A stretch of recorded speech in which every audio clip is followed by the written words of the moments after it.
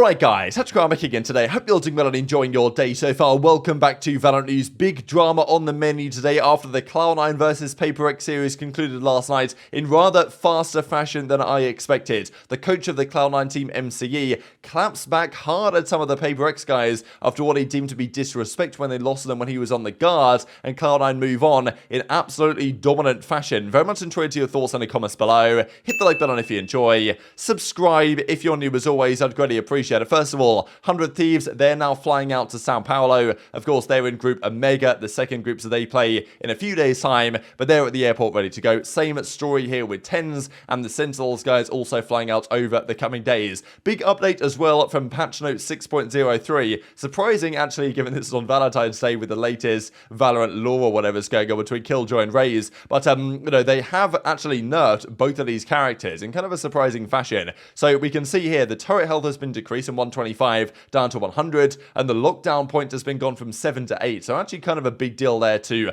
nerf Killjoy to a certain extent. But also Raze, the boom bot is going from 10 seconds duration down to only 5 seconds. That is definitely a significant nerf to the boom bot. So 2 nerfs there to Killjoy and Raze coming up relatively soon, announced on Valentine's Day of all days. Let's talk about the matches then. So as FNS says, the format is brutal now, which certainly is true. Of course, he survived, and as Boaster says, just don't lose then, bro. It's easy. So we'll see if that comes back to bite Boaster a little bit when they play, well, Sentinels, of course, next week. I'm guessing it's going to be when the Omega group officially gets underway. Also wanted to mention, though, some comments here from Ardes. If there's anyone you can rely on in the Valorant competitive scene to give their honest perspective on the situation, Ardes is always the man from NRG. I also think the prize at this event is not that good. One spot from your region is nice to have at the end of the day, but if you win the event, you should have a spot guaranteed at Masters Tokyo. That would have been a much better prize. And as he says, the prize pool, obviously, it's only over 30 teams here, so it's split between all of them. But the main reason why I don't value this event is because even if you win, you don't get into Tokyo. That's not good. So we know that the way that Tokyo is going to be formatted is such that there's only 10 teams that will go to Masters Tokyo in the middle of the season, 3 teams from each region,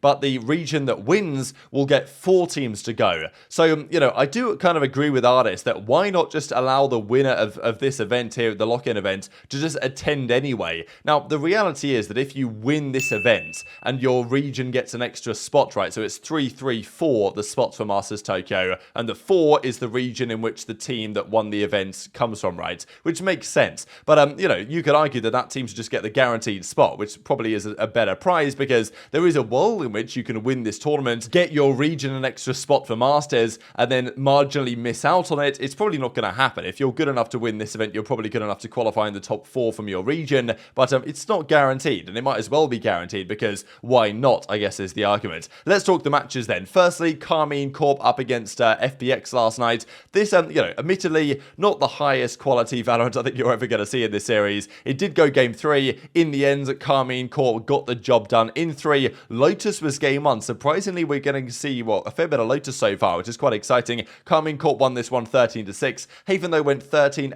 FPX's way, and then Pearl was 13-6 back the other way. It's interesting, right? I know that, FPX aren't the best team in the world or anything, but also Karmine Corp, they were a little bit sloppy, I guess you could say. There was also quite an interesting observation that they didn't use a single duelist all game. They, favored the initiators, and Scream actually said after the series that he reckons that duelists are actually rather overrated and are less valuable than people think they are because it makes you lose an awful lot of utility, which is quite an interesting observation. Whether that's true or not, I don't know. But yeah, Karmine Corp, I think they still have to battle the observations that they might just be a worse version of last year's Team Liquid, which I think they probably are. So yeah, we'll see. They won their first round game, though. They survive in the tourney. FPX will go home at the first hurdle. Let's talk DRX. I thought was kind of funny, the fact that literally everyone was predicting DRX to win. And in fairness, this did almost backfire on them. It actually went game 3 here against BBL. And this, I believe, is where the DRX guys might struggle to a certain extent this tournament. They're a great team. They've kept over from last year.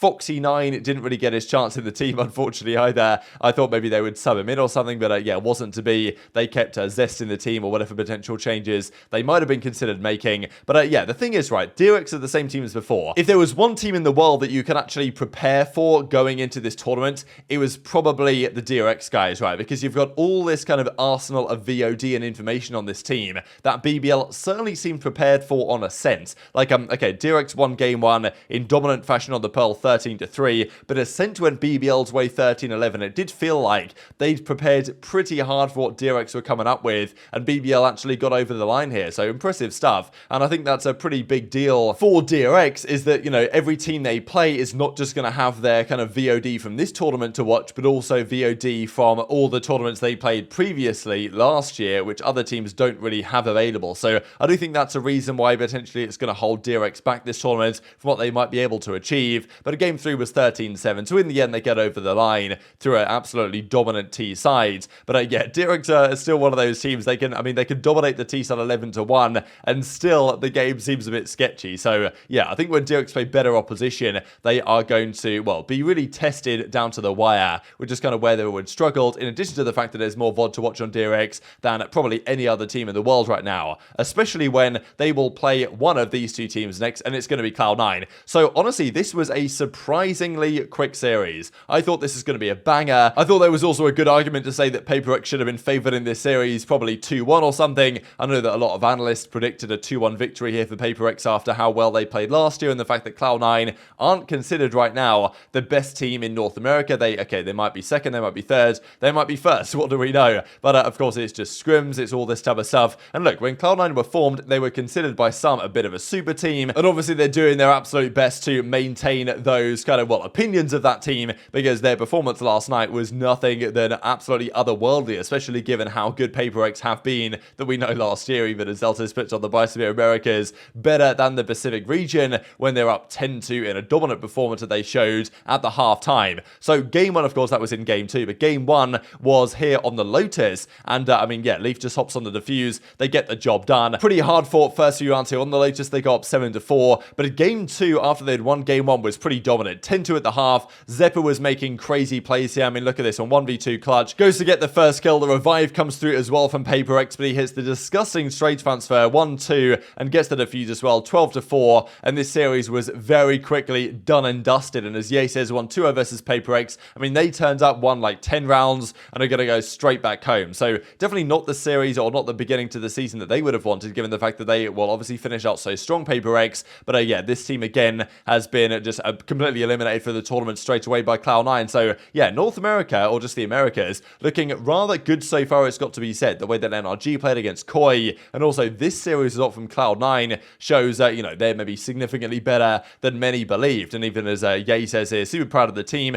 few wished me on some individual rounds, will clean it up, despite the fact that they lost like 10 rounds in this entire series. And as Zelsis confirms, 2-0, glad we got an early win against such a good team and player. So that's honestly a pretty good point from Zelsis, right, that they've beaten a great team early on. That's going to give them a lot of confidence, but they're going to have to beat an even better team coming up in DRX, you could say, because that is their next game. Now, we've got to talk about the drama here that resulted from this series, because it was pretty damn spicy indeed. So Matthew Elmore, the coach of VALORANT Cloud9, was formerly the coach of the Guard. Now, as he says here, that was for the boys, Trent, Yona P, Net, and Valin. So they lost to these guys back in Masters Reykjavik last year. Now, this is the story. So the Guard lost to Prx at that tournament to get knocked out of it, and you know, he was actually asked about that situation and what he felt like about Prx. Now, what he says is kind of interesting, because you never get this insight really from just watching the matches. It's all stuff that happens behind the scenes. But this is the full quote here from the Cloud9 coach. Oh, there are a lot of words that I wanted to say, because those guys were not very gracious winners behind the cameras after we got knocked out. So he's talking about Reykjavik here, when the Guards got knocked out with him as the coach, saying that basically they were, you know, not very nice to them when they got knocked out, talking trash or whatever. I took the higher road on that and didn't say what I wanted when I was fist bumping it up there with them. So it felt really good, because that's what should have happened the first time if my last team had a bit more experience. But you know, first line, can't blame them at all. We tried, and man, it feels good to send these guys home. Now, there's kind of some confusion on whether he said folks home, or whether he said another word, which is 5 letters, and maybe requiring some asterisks. And he probably said this. So yeah, quite the statement there from the coach, really, to say like they weren't gracious winners. He's happy he beat them, and he's glad that they got to knock him out of the tournament this time with a new team in dominant fashion. So yeah, quite the, I don't really know if the Riot scriptwriters felt like they would match Cloud9 against Prx for said storyline, but nonetheless it resulted in quite the spicy drama. So who's right on this one, right? Like, is he right to make those statements against Prx? Is he right to be frustrated about whatever happened there behind the scenes? But yeah, just revenge, it seems, from MCE, and obviously Cloud9 individually looked phenomenal in this series. Zephyr especially was, to me, the standout of the series. The Prx got completely bodied. Game 1, 13-8 on the Lotus, and then Game 2 Pearl 13-4. Like, I mean, yeah, this series was not close at all. So the exciting thing is, to me, their next match is DRX. So they go from playing Prx to DRX. Crazy difficult series they've got so far, but that's going to be a banger on the 18th of February in a few days' time. But today we've got 3 more games. We've got GenG versus Loud, last game of the day. Loud, of course, the world champions there in Brazil. That's, of course, a must-win for them, right, if they actually want to make some progress this tournament. Then we've got Heretics, Evil Geniuses. First up, big series to see if NA can continue their dominance, but Heretics, a very good team, of course, as well, with Mixwell and co. And then MIBR versus Talon. That's the 8 PM game, GMT at the very least. But very much enjoyed your thoughts on all this stuff in the comments below. Hit the like button if you enjoyed. Subscribe if you're new. Take care, and I'll see you next time.